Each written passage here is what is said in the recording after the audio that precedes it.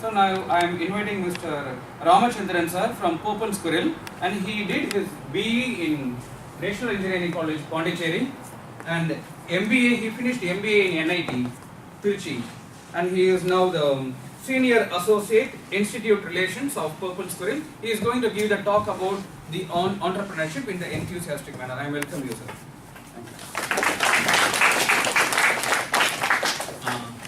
Good afternoon, friends. So myself Ramachandran from Purple Squirrel. So I'm first of all I just want to thank Mr. Ganesh sir for giving us this wonderful opportunity to address the future generation of India. Purple Squirrel.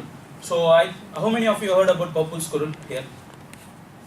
Okay. So Purple Squirrel is a IIT Bombay startup company. So as a company we are providing an industry exposure program for the students.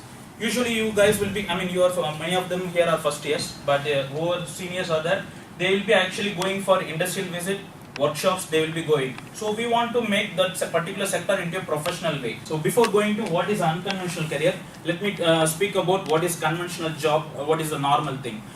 During 1990s and 2000, every student, almost 75 to 80% of the school students finishing schools will be either going to engineering or medicine or management. Almost all of your relatives or seniors, everybody going into the same category. So what is the thing about that is that there is no risk in that job. It is a 9 to 5 job. So there won't be any kind of stress at all. So it is a simple work.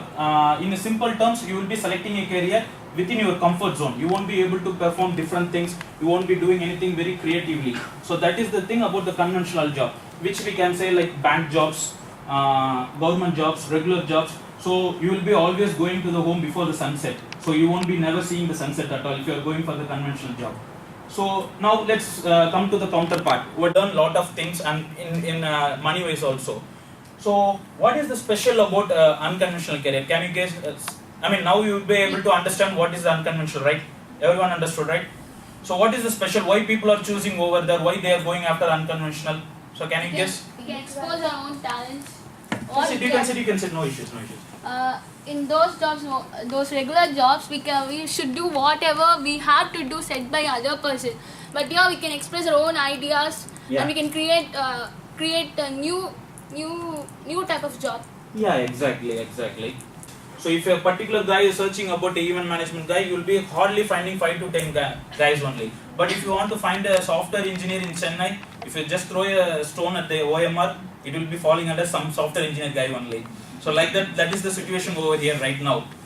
And also if you take another example, bank jobs, if you take, whenever SBI is coming with some vacancy news, there will be 2000 PO posts, but the people applying are some 2 lakh people are applying. So what is the demand ratio? For every one job, 100 people are applying. So lot of competition. We are doing a lot of studies over here. We are doing 4 years, then going to MBA, perform this much, but still we end up in a boring job and with less salary and heavy competition. So that's the thing. So you'll be getting a fair advantage by having less competition. About these three, firstly, they are related to bloggers. They are top world-class bloggers. Okay, have you ever heard about TechCrunch, Mashable? Okay, they are world top 2 blogs in the world. You can search about it. You can find n number of information of what is happening in the technology industry, business, entrepreneurs, small business, everything. So he is Michael Arrington. He is the owner of TechCrunch. His monthly earning is around $0.5 to $1 million, just through blog, nothing more than that. And he is Pete Cashmore. He is the CEO of Mashable. You can have apps which is very much useful for you guys. Whenever you want to know about what is happening in the technology industry, these guys will be giving all some kind of information. And she is Sharda Sharma. Your story, you might have heard, right? Your story. So okay, it is an Indian blog where she will be addressing the problems or achievements about the startup people. So it is a kind of a community for a startup where you will be knowing about what is happening in India. This is especially for India. So we also, our company is also being published over there. So next. Okay, so writer. So you might know, right, who is writer, novelist. So you name who is famous novelist or writers? Have you ever read Shiva Trilogy? Yes, Amish Tripathi. So he is the guy who wrote. Everyone must know what is the story of Shiva, right? Lord Shiva. but he wrote in a natural way that Shiva is a human character with all the surrounding, Parvati, Ganesh, everyone is a human. Like that he depicted. So he is like, no, they are not fictional, they are real life, like that he wrote. So he is Amish Tripathi, he is from IIM Calcutta. Before. So next one is filmmaker.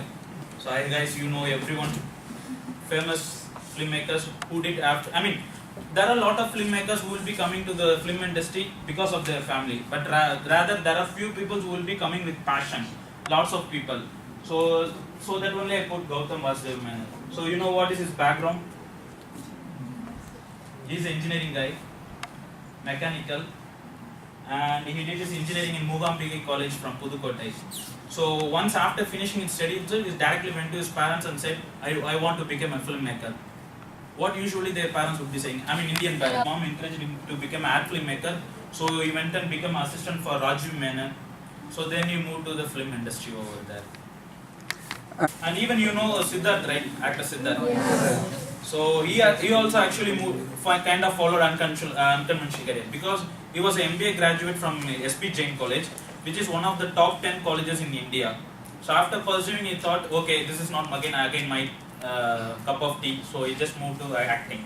So like that, we can give lots of people. Okay, so he is. Have you ever heard about Alma Mater? So he is the owner of the company. So he is from St. Joseph's Bangalore College. But from the beginning of his career itself, he wanted to become a filmmaker. So he worked with various short films with A.R. Rahman, Preeti Zinta. Then again moved to different platform of entrepreneurship because he want to have a kind of interaction between the alumni. So he created Alma Mater, where it is a kind of a group T-shirt for you, the alumni people. And this one is, any guess? Okay, so he is the owner of Zoho Corporation. Have you ever heard about the company? So he is a Chennai guy, Sridhar Vembu is his name. He is from IIT Madras. What's the special thing is about him is that he never went for funding and he never went for IPO. So the company runs purely with the profit of this particular company. He never went for got the money from outside, which is very unique about an entrepreneur. He never went outside, and also he is having actually different things like he is educated. He is having a university called Zoho University, where the students below poverty line will be educated, given a training on software, and they will be employed within the Zoho Corporation itself. And now the current employee of 10% of the employees belong to Zoho University. So okay, now you are engineers. So what are the because now you become an engineer. So you are learning lot of concepts related to engineering. But how you can pursue some unconventional career related to your academics? Can you guess any kind of career which is related to engineering, other than software engineering or whatever your field? Other things apart from engineering jobs. Studies are what you can become. Like that I am asking. So you need to apply your engineering concepts in some other business, but which is not relevant to engineering. Like that I am asking. Robotics. Robotics something different. Scientists related to scientific topics.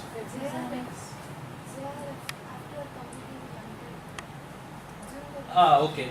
Your teaching line that you can become again. Yeah, scientist. Okay. So actually there are lots of careers with your engineering skills also you can apply, because you will be learning about problem solving skills, logical skills.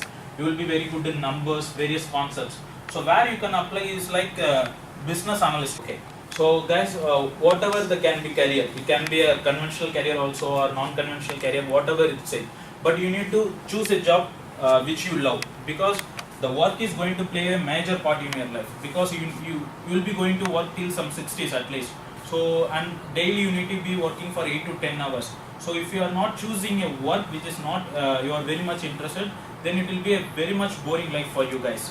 Because if you can ask your seniors or your relatives, particularly who is working in IT, whenever they hear about Monday, everyone will be frustrated, and they won't be feeling like, okay, I am not feeling well, like that. Everyone keep on telling. So choose your career very well, because that's the thing. So if you are able to choose a career which you love, you won't be feeling like you are working. So you just enjoy the life and enjoy your work. Thank you guys.